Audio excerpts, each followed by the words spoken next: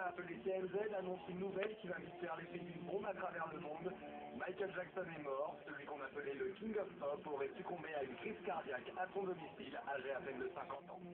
Pour ses fans, cette bouleversante disparition est inconcevable. Comment MJ, qui semblait pourtant en pleine forme lors de ses dernières apparitions, a-t-il pu disparaître aussi soudainement? Surgit alors une question, et si Michael Jackson était encore en vie?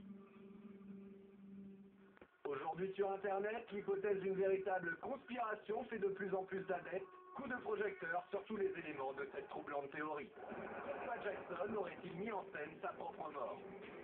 Artiste pionnier et innovateur, Michael Jackson a de tout temps nourri l'incroyable projet de réaliser un film révolutionnaire à échelle planétaire.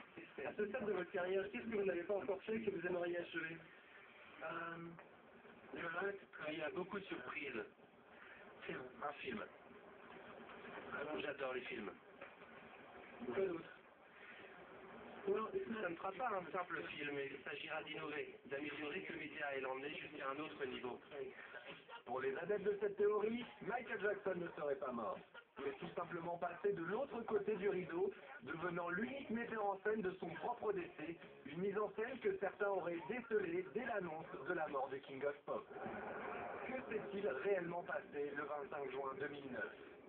Le jour de la mort de Michael Jackson, le centre d'urgence 911 reçoit un appel dont l'enregistrement est relayé par tous les médias. Une bande-son supposée provenir des archives du 911 est enregistrée, et pourtant, la voix de l'appelant est bien plus distincte que celle de l'urgentiste. Vous avez appuyé sur son, quelle est votre demande? Nous avons besoin d'une ambulance le plus vite possible. Très bien, monsieur, quelle est votre adresse? C'est le 100 Carroll Drive, Los Angeles, Californie, 90 077. Plus troublant encore, cet appel a été officiellement localisé comme ne provenant pas de la villa où a été retrouvé le corps de la star, mais du 9641 Sunset Boulevard, un hôtel situé à 3 minutes de chez Michael Jackson. Autre élément suspect, le cardiologue présent sur place, le docteur Conrad Murray, affirme avoir fait un massage cardiaque à Michael Jackson directement sur son lit. Or, ce type d'intervention se pratique sur une surface dure. Alors comment expliquer une telle erreur et aussi qu'un cardiologue d'une telle renommée n'ait eu aucun défibrillateur sur lui? Il est inconscient, il ne respire pas? Exactement, il ne respire pas, monsieur. Ok, il n'est pas conscient non plus? Oui, il est inconscient. Ok. Ok, il est sur le sol, où est-il exactement?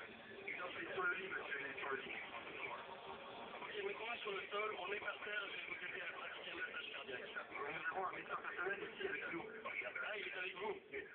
Oui, mais il ne répond pas à ces massages cardiaques. Ah, écoutez, on arrive. Et ce n'est pas tout. Pour certains, le comportement même de l'ambulancier semble suspect. Non seulement la sirène d'urgence n'a jamais été enclenchée, mais c'est surtout la trajectoire du chauffeur qui suscite le doute. Comme l'indique ce plan, l'ambulancier aurait pu facilement emprunter une sortie directe plus rapide. Or, comme le montre cette vidéo, il manœuvre inutilement en marche arrière. Alors pourquoi s'est-il autant à repasser par l'entrée? Peut-être parce que c'est là qu'étaient classés 2 caméramans et un paparazzi prêt à relayer l'événement.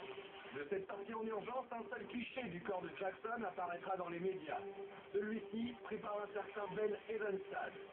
Comment se trouvait-il sur les lieux de l'événement? Des questions d'autant plus troublantes qu'on a retrouvé des photos de Ben Evenstad et Michael Jackson, visiblement amis de longue date. Les fans remarquent alors que sur le cliché fourni par le paparazzi, Michael paraît plus jeune de 10 ou 15 ans. Il ne leur en faudra pas plus pour retrouver 2 photos datant de 1980 et 1985 et qui ressemblent étrangement au fameux cliché. S'agit-il d'une photo truquée?